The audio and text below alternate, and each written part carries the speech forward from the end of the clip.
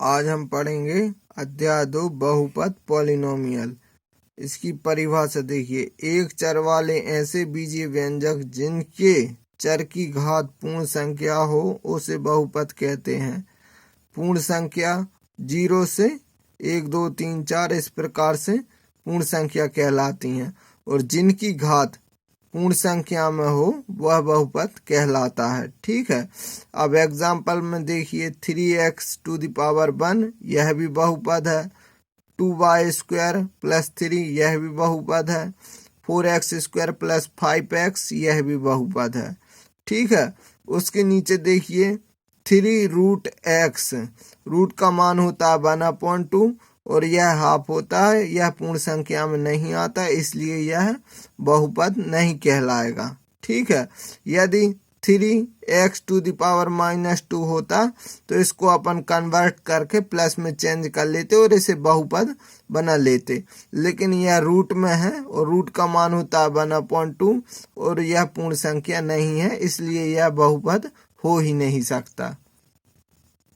दूसरे शब्दों में बहुपद की परिभाषा, चर अचर के गुणांक तथा ऋणोत्तर घातांक के जोड़ घटाव या गुणन की क्रिया वाले बीजीय गणितीय व्यंजक को बहुपद कहा जाता है।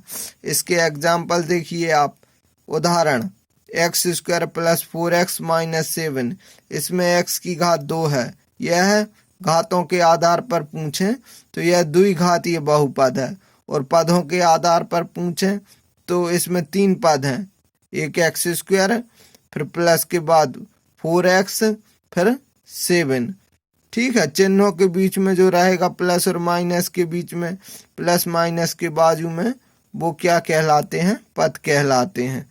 x² एक पद है, 4x दूसरा और 7 जो है वो तीसरा पद है। तो यह पदों के आधार पर यदि कोई आपसे पूछे तो यह त्रिपदीय बहुपद है, और घातों के आधार पर पूछे तो द्विघातीय बहुपद है। इसी प्रकार से सेकंड नंबर, यह त्रिघातीय बहुपद है। ठीक है, थर्ड 3x, इसमें x की पावर 1 है, पूर्ण संख्या है, यह भी बहुपद है। फोर्थ 5 इत्यादि, ये सभी बहुपद हैं। अब बहुपद दूसरी तरफ देखिए, कौन बहुपद नहीं कहलाते? x⁻⁻2y यह बहुपद नहीं है। ठीक है, अब 1/x यह भी बहुपद नहीं है।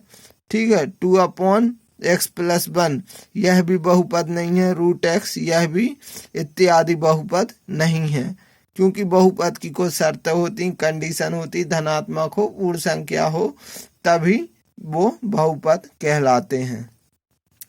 लेकिन एक बहुपद में अचर, चर या घात हो सकते हैं। ठीक है, उदाहरण के तौर पर अचर कांस्टेंट 3, 2 - 2, 1/4 इत्यादि। चर वेरिएबल्स में देखिए x, y, x, z, abc, etc इत्यादि। ठीक है, घातांक एक्सपोनेंट्स 0, 1, 2, 3, 4, 8 इत्यादि, जो क्या कहलाते? एक्सपोनेंट, एक्सपोनेंशियल, 0 से लेके अनंत तक जो होता है वो एक्सपोनेंट कहलाते। ठीक है, घातांक। अब चर और अचर राशियों को अपन विस्तार से देखेंगे। ठीक है, अचर राशियां कांस्टेंट, ठीक है, कांस्टेंट जो बोलते हैं अचर राशियां, वे राशियां जिनके मान निश्चित होते हैं उन्हें अचर राशियां कहते हैं। निश्चित होते हैं मतलब एग्जाम्पल में दिया 1 2 3 4, तो 1 का मान तो 1 ही रहेगा ना, 2 का मान 2 रहेगा, 3 का मान 3 रहेगा, तो यह तो निश्चित है, इसलिए इसे अचर राशियां कहते हैं।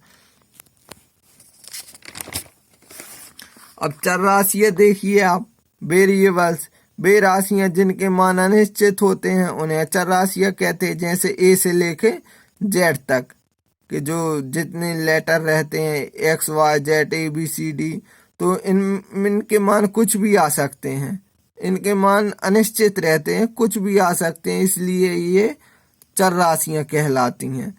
ठीक है, अब बीजीय व्यंजक की बात आती है, 3x। अब बीजीय व्यंजक किसे कहते हैं? तो याद रखना, चर और अचर के योग से जो बनता है उसे बीजीय व्यंजक कहते हैं।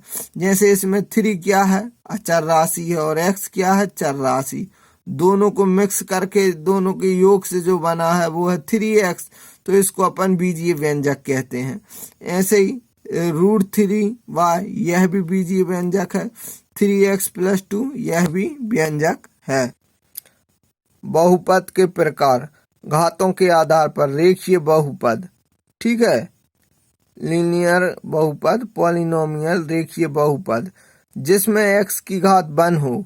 एक घात वाला जो बहुपद होता है उसे रेखीय बहुपद कहते हैं, ठीक है।